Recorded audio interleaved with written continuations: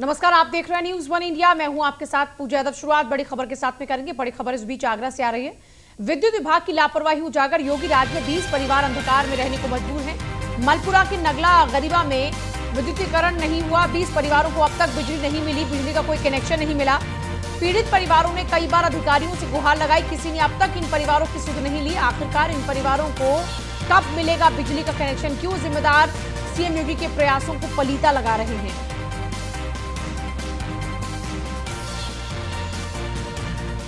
पीड़ित परिवारों ने कई बार अधिकारियों से गुहार लगाई, किसी ने अब तक इन परिवारों की कोई सुध नहीं ली। आखिर इन परिवारों को कब मिलेगा बिजली का कनेक्शन?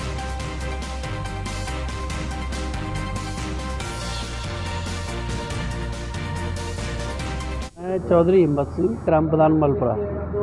आज से सरकार ने समाधान दिवस का आयोजन किया गया है। विद्युत उपभोक्ताओं को जो भी परेशानी है वो अपनी यहाँ बताने के लिए ये समाधान दिवस का आयोजन किया गया है। इसी के अंतर्गत हम आज ग्राम मलपुरा के कुछ लोगों की समस्याओं को लेकर यहाँ आए हैं, परंतु जेई साहब यहाँ उपस्थित नहीं है। कई क्षेत्र में किसी जगह कोई बात घटना हुई है, वहाँ देखने के लिए गए हुए हैं। हमारा जो है मांग ये है कि कुछ हमारे गाँव में नई आबादी नए क्षेत्रों में बसावट हो गई है। यहाँ जहाँ के विद्युतीकरण नहीं है, तो मैं कई बार वैसे मौखिक रूप से भी और लिखित में भी पहले भी कई बार दे चुका हूँ, और अब भी मैं वही कहने के लिए आया हूँ जनता के साथ। जनता जो है करीब 50 परिवार हैं नगला गरीबा पे। मैं नई बस में कॉलोनी में में बिजली ना है, मच्छर खा रहे हैं, बहुत बुरी हालत है 20 से निकलने की। अच्छा, हाँ जी, यही बात हम आए सब। तो क्या चाहते हैं प्रशासन? हम कनेक्शन चाह रहे हैं सब। अच्छा, कनेक्शन जल्दी हो जाए। जल्दी आ जाए। नई बस में कॉलोनी में में बिजली ना है, मच्छर खा रहे हैं, बहुत बुरी हालत है 20 से निकलने की। अच्छा, हाँ जी, यही बात हम आए सब। तो क्या चाहते हैं प्रशासन? हम कनेक्शन चाह रहे हैं सब। अच्छा, कनेक्शन जल्दी हो जाए। जल्दी आ जाए।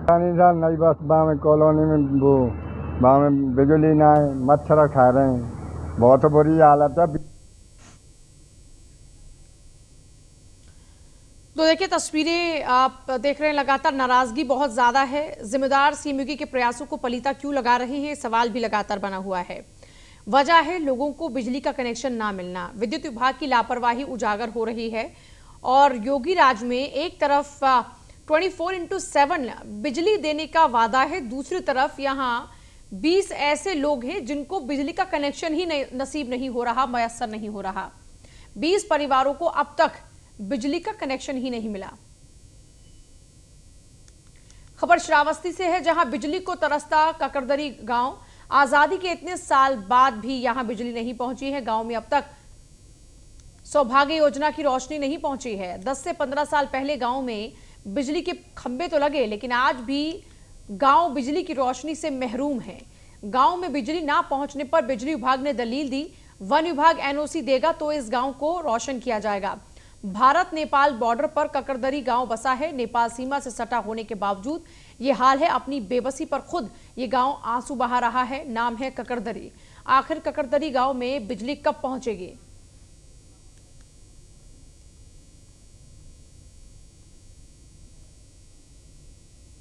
नेपाल बॉर्डर पर स्थित लास्ट गांव तुलसमा तक हमारा इलेक्ट्रिफिकेशन हो रखा है। तुलसमा से आगे 2.5 किलोमीटर आगे जंगल है। जंगल के उस पार ककरदरी गांव है। 2011 में विद्युतीकरण करा दिया गया था। गांव में पोल लगाकर लाइन बना दी गई थी। वन विभाग द्वारा जंगल से लाइन बनाने की परमिशन नहीं दी गई, जिस कारण ककरदरी गांव को मेन लाइन से नहीं जोड़ा जा सका। वर्तमान में BADP योजना के वितरित सोलर पैनल, सोलर लाइट का उपयोग गाँव द्वारा किया जा रहा है। कब तक पहुंच जाएगी लाइट? इसके लिए वन विभाग द्वारा एनओसी जरूरी है।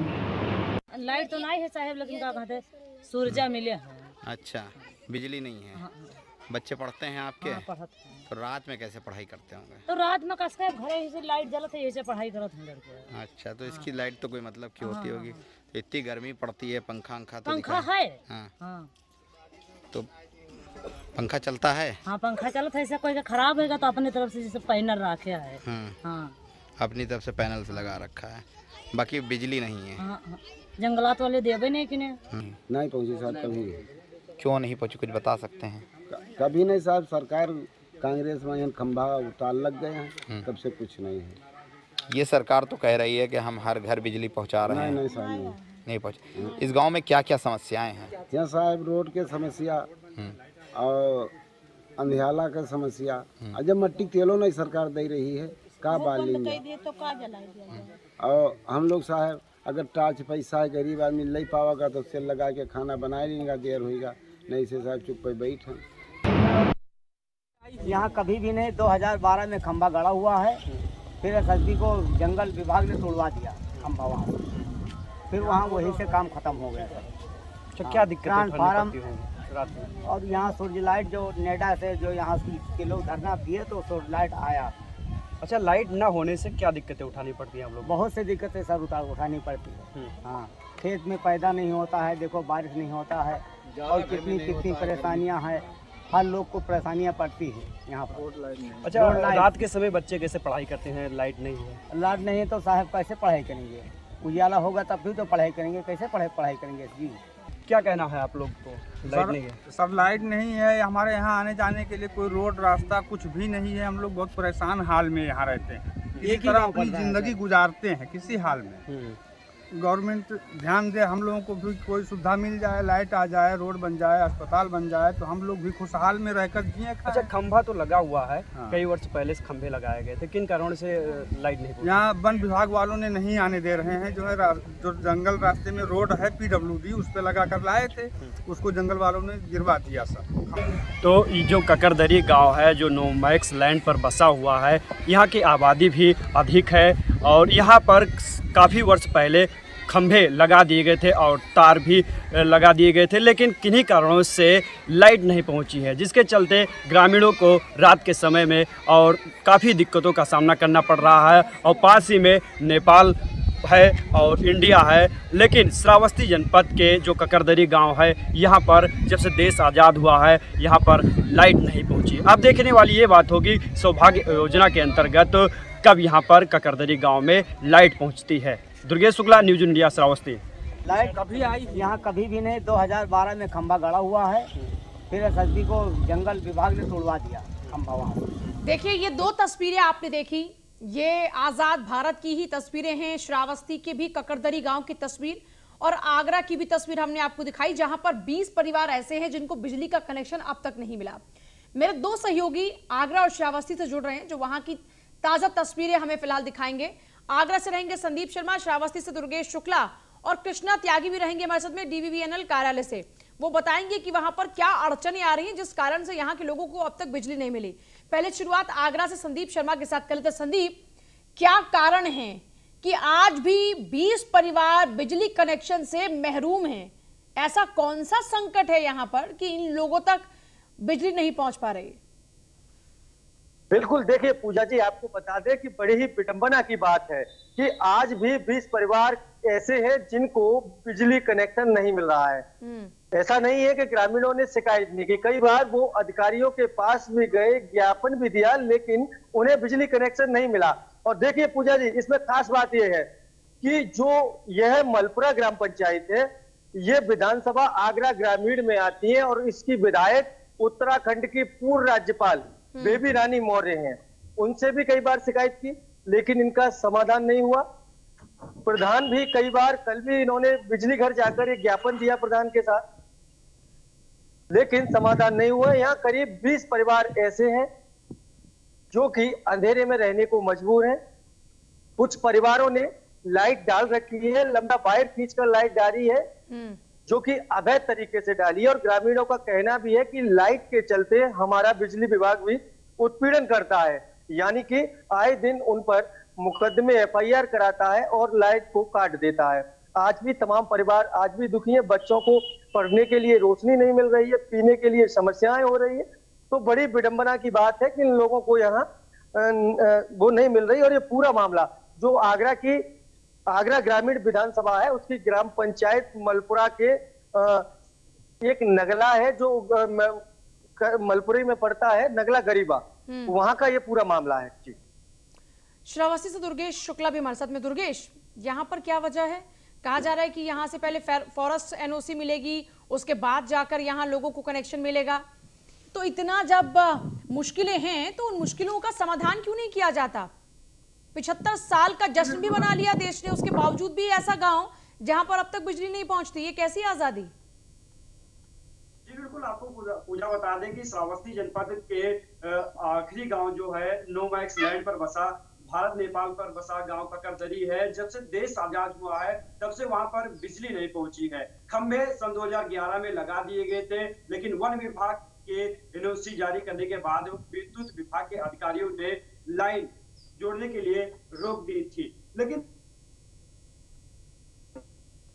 कि देश आजाद हुआ 75 साल बीतने को है, लेकिन ककरदरी गांव में अभी तक बिजली नहीं पहुंची है। सौभाग्य योजना के अंतर्गत भले ही प्रदेश में अधिकांश गांवों में बिजली पहुंची हो, लेकिन नोमैक्स लैंड पर बसा गांव ककरदरी गांव में अभी तक बिजली के लिए गांव के लोग राह देख रहे हैं। अब देखने वाली ये बात होगी कि अधिकारियों के वजह से लाइट नहीं पहुंच रही है कि किन कारणों से लाइट नहीं पहुंच रही। और जो विद्युत विभाग के अधिकारी का साफ तौर से कहना है कि वन विभाग के एनओसी के कारण लाइट नहीं पहुंच रही है, लेकिन ये कागजी कार्रवाई है। जी, अब आगरा से हमारे साथ में मेरे सहयोगी कृष्णा है जो ज्यादा जानकारी देंगे। कृष्णा, ये अधिकारी क्या कर रहे हैं? फाइलें घुमा रहे हैं, कहाँ व्यस्त हैं? जो लोगों की समस्याएं इनको दिख नहीं रही है। अगर एक सेकंड के लिए इनकी बिजली कट जाए तो शायद इनको समझ में आ जाए कि बिजली बगैर जिंदगी कैसी होती है।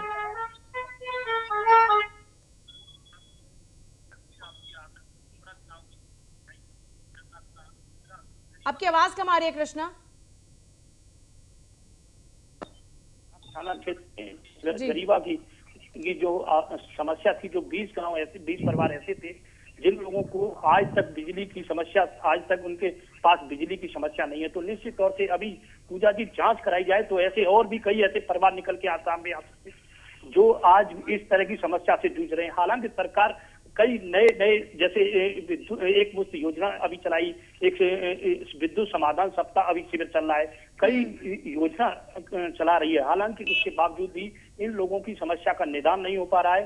हालांकि जब वोट, पूजा जी, जब वोट मांगने जाते हैं, जब से सबसे ज्यादा पहले प्रधान का यहाँ पर चुनाव होता है, उसके बाद विधायक होते हैं, सांसद होते हैं, तो वो लोग इन लोगों को प्रलोभन जरूर देने आते हैं, लेकिन उसके बाद वहां पर वापस नहीं लौट के जाते। ये ऐसे कई ऐसे गाँव, ऐसे लोग हैं जहाँ पर विद्युत के अलावा और भी अन्य समस्याओं का यहाँ पर बिल्कुल देखा जा सकता है। यहाँ पर अब सोचने वाली बात पूजा जी ये है कि यहाँ पर जब ऐसे लोग, जहाँ पर इन लोगों को बिजली नहीं है, तो यदि उन लोगों के लिए बिजली एक ऐसा साधन होता है जहाँ पर बच्चे पढ़ाई करते हैं, अपनी जैसे गर्मी को अपनी राहत देने के लिए पंखे की आवश्यकता पड़ती है, और भी प्रत्येक कार्य के लिए आज बिजली की आवश्यकता है।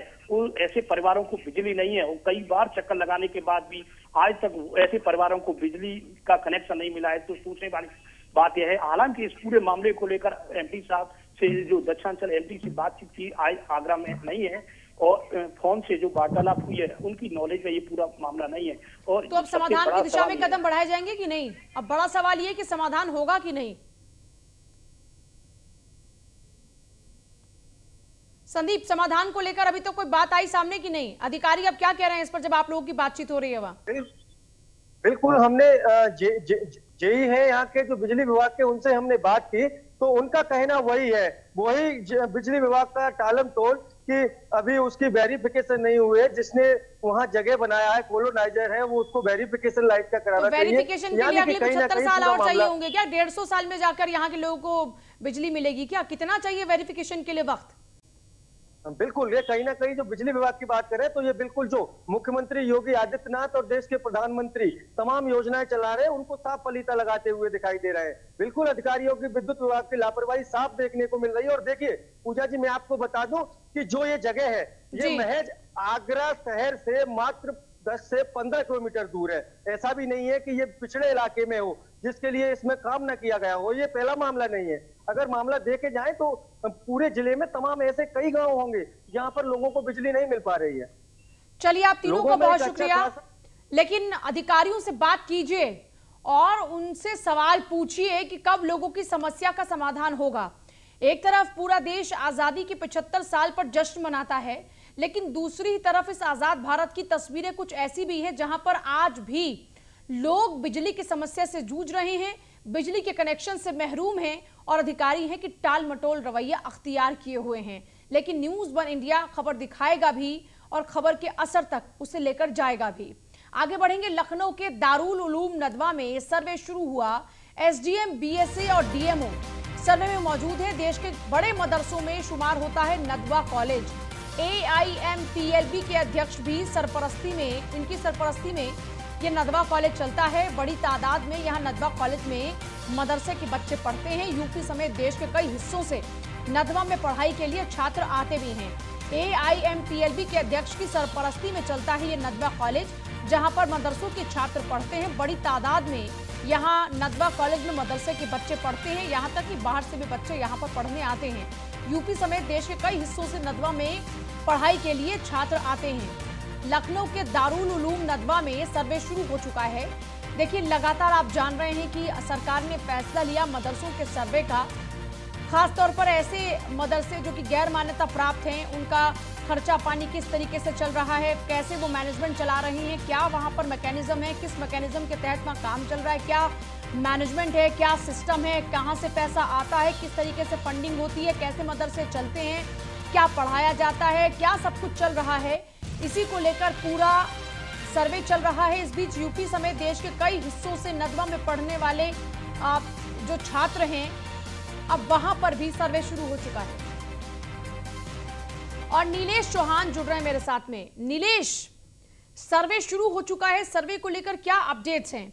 सर्वे के दौरान में किन किन मुद्दों को लेकर जो बातें हैं वो चल रही हैं? दूसरी क्या कुछ जानकारियां सर्वे के दौरान में यहां से जुटाई गई हैं अभी तक? इसको लेकर क्या खास जानकारी है आपके पास? देखिए पूजा, बिल्कुल आपको बता दूं कि जो सर्वे टीम थी वो पहुंची थी यहाँ पर 11 बिंदुओं पर सर्वे किया गया है। मैं इस समय जो दारुल उलूम नदवा मदरसा है उसके अंदर मौजूद हूँ। आप देख सकते हैं कि ये मदरसा है जहाँ पर सर्वे टीम यहाँ आई थी और 11 बिंदुओं पर उन्होंने जांच की है और जो दस्तावेज सर्वे टीम के द्वारा मांगे गए थे, जो मौलाना थे यहाँ पर, उन्होंने वो दस्तावेज उपलब्ध कराए हैं। कहीं ना कहीं उत्तर प्रदेश में 10 सितंबर से शुरू हुआ मदरसों का जो सर्वे है वो उसकी आज लखनऊ की अगर हम बात करें तो लखनऊ में जो दारुल उलूम नदवा है, जो उत्तर प्रदेश समेत देश के जो मदरसे हैं उसमें अपना एक अलग स्थान रखता है। यहाँ पर भी जो सर्वे टीम थी वो पहुंची थी। आप तस्वीरों में देख रहे होंगे तो सामने आपको व्हाइट कलर की बिल्डिंग दिखाई दे रही है, ये भी मदरसे का हिस्सा है। अगर हम दारुल उलूम नदवा मदरसे की बात करें तो करीब 2500 छात्र यहाँ पर तालीम हासिल करते हैं। कई बिंदुओं को लेकर जो यहाँ पर सर्वे टीम थी वो पहुंची थी। जो बिंदु थे वो करीब 11 बिंदु बताए जा रहे हैं। अगर बिंदुओं की बात करें तो जांच में अभी तक जो जानकारी मिल पा रही है वो बिंदुओं पर सही खरा उतरा है ये मदरसा। मदरसे के कमरे और बाथरूम, लाइब्रेरी, इन्वेस्टमेंट को लेकर जो मौलाना है उनसे पूछताछ हुई है। कितने छात्र यहाँ तालीम हासिल करते हैं, कहाँ कहाँ से वो छात्र यहाँ पर आकर तालीम हासिल कर रहे हैं, ये भी एक बिंदु रहा है। नदवे की जो सर्वे रिपोर्ट तैयार हुई है, अब अधिकारियों को वो रिपोर्ट भेजी जाएगी। कहीं ना कहीं सर्वे टीम की अगर हम बात करें तो एसडीएम, बीएसए, डीएमओ और कई अधिकारी सर्वे में मौजूद रहे। करीब 1.5 घंटे तक ये सर्वे चला है और 12 बिंदु तैयार किए गए थे। उन 12 बिंदुओं पर सर्वे किया गया। खासतौर पर जो मदरसों को आने वाला फंड है, क्या वाकई में वो छात्रों के तालीम पर इस्तेमाल किया जाता है, कौन कौन से विषय पढ़ाए जाते हैं। छात्रों से भी जो सर्वे टीम थी उन्होंने बातचीत की है। तो ये तस्वीरें हम आपको दिखा रहे हैं, नदवा मदरसे के अंदर की तस्वीरें हैं। आपको हमारे बाईं ओर जो ये व्हाइट कलर की बिल्डिंग है ये भी मदरसे का हिस्सा है। और ठीक सामने अगर हम अपने सहयोगी साहब से कहें वो तस्वीर दिखाएं कि ठीक सामने आपको एक व्हाइट कलर की आलीशान बिल्डिंग जो नजर आ रही है वो भी मदरसे का हिस्सा है। 2500 छात्र यहाँ पर तालीम हासिल करने आते हैं और नदवा अपनी एक अलग पहचान रखता है पूरे देश के अंदर। और यहाँ के जो मौलाना है वो भी समय समय पर जो छात्रों से संवाद स्थापित करते हैं और विषयों को लेकर चर्चा करते हैं कि अक्सर नदवा कॉलेज को लेकर अगर हम बात करें, मदरसे को लेकर बात करें तो समय समय पर यहाँ पर जो है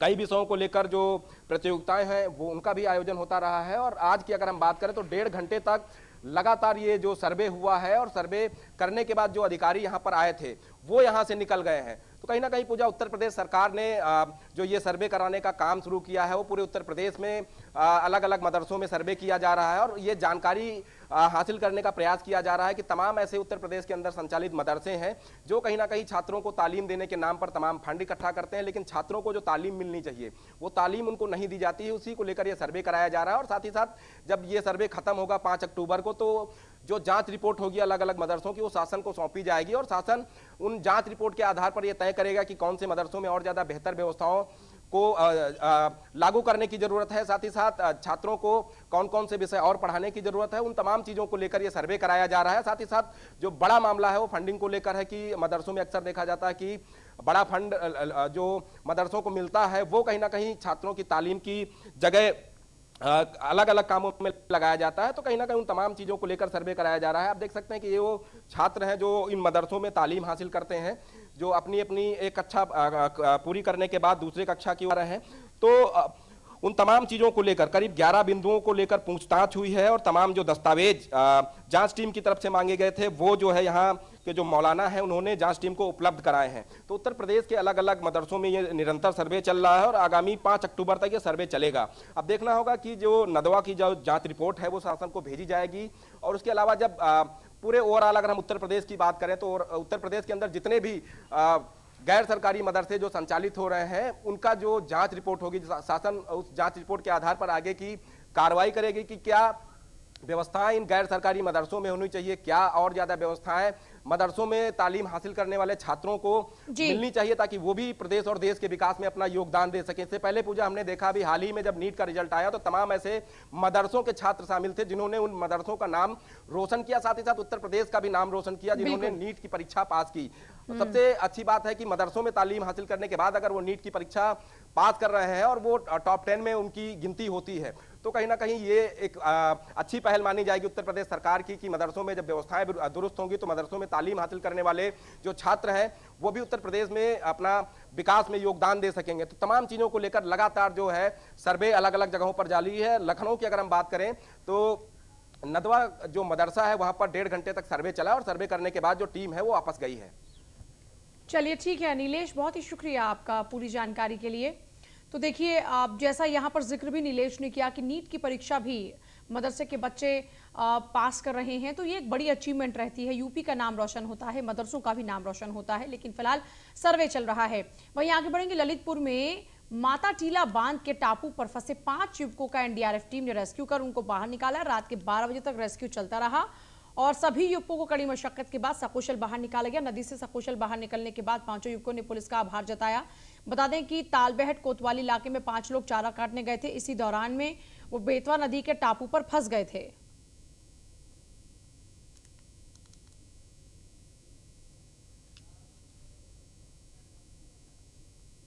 नोएडा में 4 साल की मासूम से डिजिटल रेप का मामला सामने आया है। स्कूल के बाथरूम में बच्ची से डिजिटल रेप हुआ। बच्ची की मां की शिकायत पर पुलिस ने दर्ज किया है मुकदमा। पुलिस ने स्कूल के सीसीटीवी की जांच शुरू की है।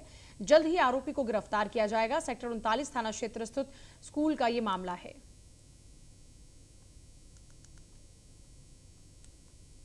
एक अभियोग पंजीकृत कराया है कि उसकी 4 साल की बच्ची के साथ डिजिटल रेप जैसी घटना कारित की गई है।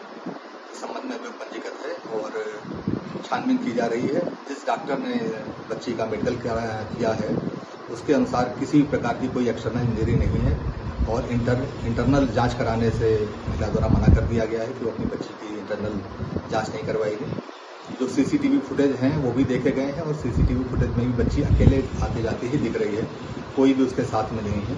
ये पूरी फुटेज वादिया को भी दिखाई गई है।